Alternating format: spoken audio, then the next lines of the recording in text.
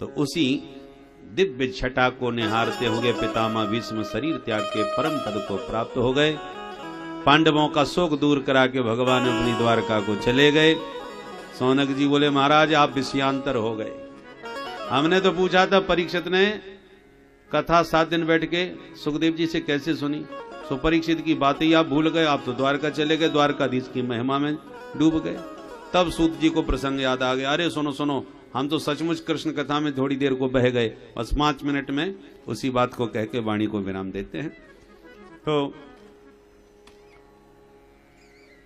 भगवान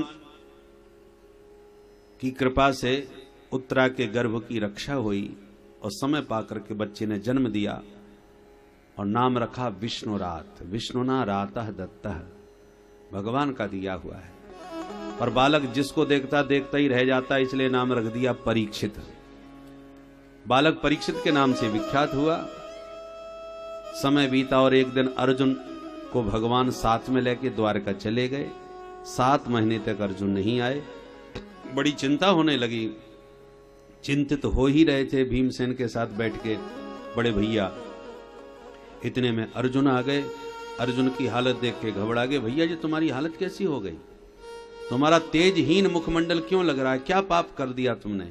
चरणों में गिर के अर्जुन ने कहा, प्रभु कुछ नहीं हुआ, पर हमारे प्राण वल्लभ प्रभु द्वारकानाथ श्री कृष्ण हम सबको छोड़ के परम धाम चले गए। भगवान के परम धाम जाने की बात सुनते ही कुंती मैया ने एक क्षण में अपना शरीर त्याग दिया और पांडवों ने भी तत्काल अपने पौत्र परीक्षित को बुला करके सिंहासन पर बैठा दिया और प्रिया द्रौपदी को साथ में लेकर के हिमालय को प्रस्थान किया और एक एक करके शरीर त्याग करके स्वर्गारोहण को प्राप्त हो गए।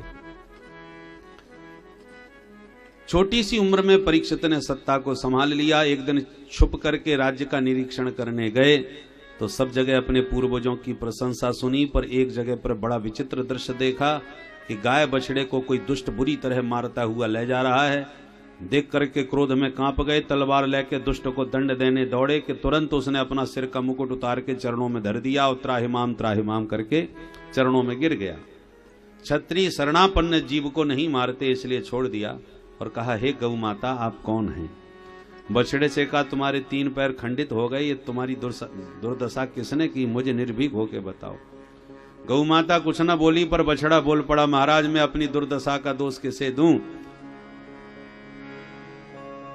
कोई कहता है ईश्वर की इच्छा के बिना पत्ता भी नहीं हिल सकता, कोई कहता है जैसा करोगे वैसा ही भरोगे, अपने कर्म ही सुख दुख के हेतु होते हैं, इसलिए मैं किसी को दोष देना नहीं चाहता।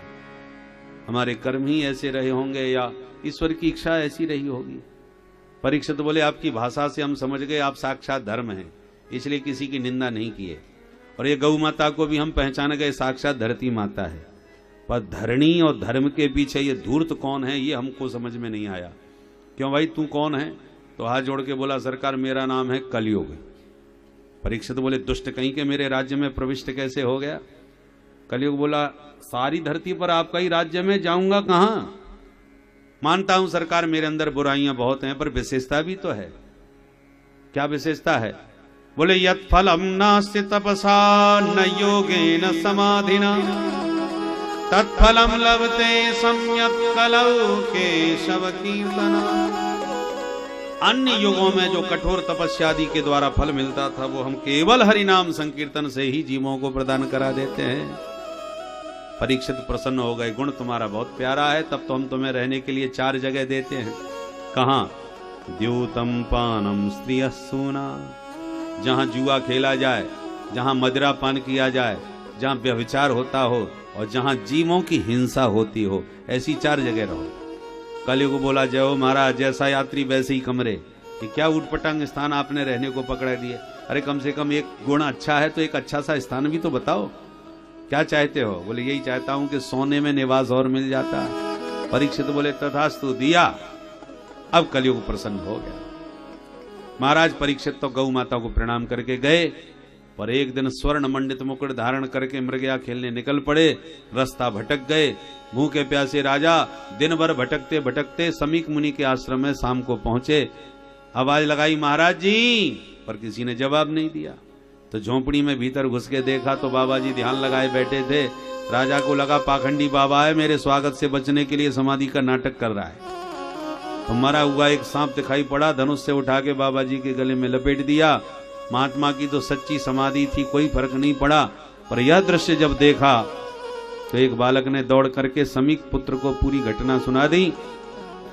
ऋषि कुमार क्रोध में भड़क गया और तुरंत कौशिकी नदी का जल हाथ में लेके भयंकर शाप दे दिया परीक्षित को। इतलंघित मर्यादम तक्षकः सप्तमे हनि दक्षते स्म कुलांगारम नोदितो में तद्द्रोहम्। हे कुलांगार कुलकलंकी, तूने मेरे पिता का अपमान सर्प के द्वारा किया है, तो साफ देता हूं 7वें दिन तुझे तक्षक नांग डसेगा। बाघ वज्रम विससर्जः, शाप दे दिया। बालक रोता रोता आया और पिता के गले में मरा सांप देख करके मुक्त कंठो रोरोदः, जोर जोर से रोने लग गया। महात्मा की समाधि खुल गई, गले का सांप उतार के फेंक दिया और कहा, बच्चा तू ऐसे क्यों रो रहा है? तो पूरी कहानी सुना दी कि महाराज ने तुम्हारा बहुत अपमान किया, मेरे से देखा नहीं गया। तो तूने तो कुछ नहीं किया। बोले, मैंने तो 7वें दिन मरने का शाप भी दे दिया। समीक मुनि बड़े दुखी हो गए। अरे बेटा, तूने तो बड़ा भारी अनर्थ कर दिया। भारत का सौभाग्य है जो परीक्षित जैसा सदाचारी धर्मात्मा राजा हमको मिला है। बेटा, ऐसा सौभाग्यशाली राजा हमको दोबारा मिलने वाला नहीं। अब तो जितने राजा मिलेंगे धर्मनिरपेक्ष मिलेंगे। धर्मात्मा राजा का दर्शन बड़ा दुर्लभ होता है पुत्र। तुरंत शिष्य को भेज के परीक्षित को सारी घटना से अवगत कराया और जैसे ही परीक्षित को पता चला 7वें दिन मरना पक्का हो गया, सो छोड़ छाड़ के अपना राज्य पश्चाताप करते हुए गंगा के किनारे आकर के बैठ गए महाराज परीक्षित। बोलो परीक्षित महाराज की जय। गंगा तट पर आकर के सर्वस्व त्याग करके परीक्षित बैठ गए। हजारों ऋषि मुनि दौड़ दौड़ करके परीक्षित को समझाने आने लगे। सबसे अंत में महामुनि सुखदेव जी पधारे। बोलो सुखदेव भगवान की जय। तत्रा भगवान व्यास पुत्रो तत्रा भगवान व्यास पुत्रो तत्रा भगवान व्यास पुत्रो तत्रा व्यास पुत्रो यद्रक्षयागा मठ मानो न पेक्षा यद्रक्षयागा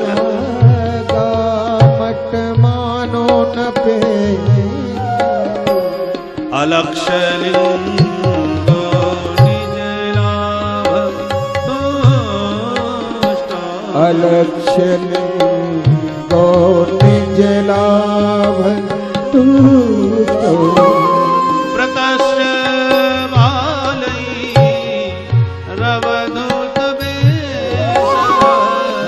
व्रतश्च बालैः अवधूत वेश तत्रा भगवान व्यास पुत्रो तत्रा भगवान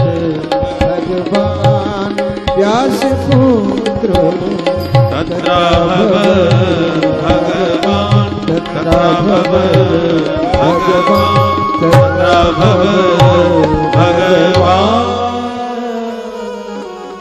तत्र भगवान व्यास पुत्र अभवत। मानो आज भगवान ही व्यास पुत्र बन के अपने परीक्षित पर कृपा करने के लिए प्रकट भये हैं।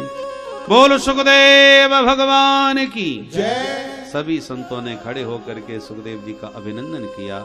परीक्षित तो कृतार्थ हो गए, आसन दिया, प्रणाम किया, पूजन किया, प्रार्थना करी। तो हमारे परीक्षित जी सुखदेव जी महाराज का पूजन कर रहे हैं। अब हमारे जो वर्तमान परीक्षित हैं वो आएंगे और सुखदेव जी का उसी भाव से पूजन करेंगे।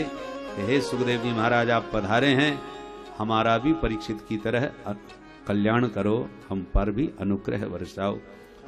इसके साथ ही नाम संकीर्तन करेंगे और आरती प्रसाद लेकर के प्रस्थान करेंगे। जीवन है तेरे हवाले मुरलिया वाले, जीवन है तेरे हवाले मुरलिया वाले, जीवन है तेरे हवाले मुरलिया वाले, जीवन है तेरे हवाले मुरलिया वाले। आहा मुरलिया वाले प्यारे मुरलिया वाले, मुरलिया वाले प्यारे मुरलिया वाले, आहा मुरलिया वाले प्यारे मुरलिया वाले, आहा मुरलिया वाले प्यारे मुरलिया वाले, जीवन है